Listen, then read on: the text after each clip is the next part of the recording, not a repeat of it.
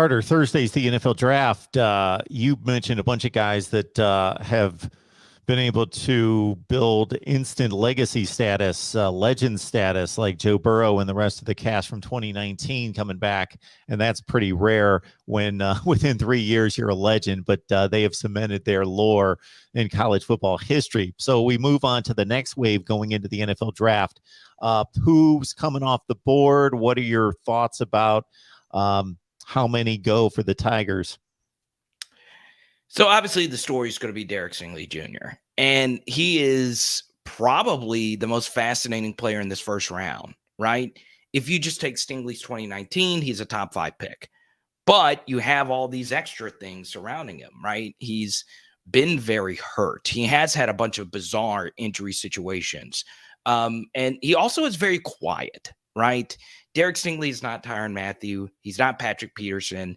These really affable, big personalities. Of course, Peterson has a big-time podcast and is a future Hall of Famer. Tyrann Mathieu is the most interesting defensive back, arguably ever in college football, not only on the field, but off the field with what he does. Derek Stingley is unlike the other big-time defensive backs and first-round prospects because he is very soft-spoken. He is to himself. And, you know, it's a little weird for LSU fans because you're used to the defensive backs being huge personalities, and NFL teams are wondering that themselves. That's why Brandon Staley flew in for the pro day. That's why so many coaches and scouts were zeroed in on Stingley, because him at his peak is a missing piece from a championship team, right? I think that's why Staley really flew in to see it, because he's like, look, we're the Chargers. We're close to winning the Super Bowl. If we can find a lockdown corner like Stingley was immediately for LSU in 2019, that could be the missing piece. For me, Mark, I really hope he goes to a contender. I actually hope he does slide. Of course, you know, as an LSU fan, you want him to go as high as possibly can, get more money and all that stuff.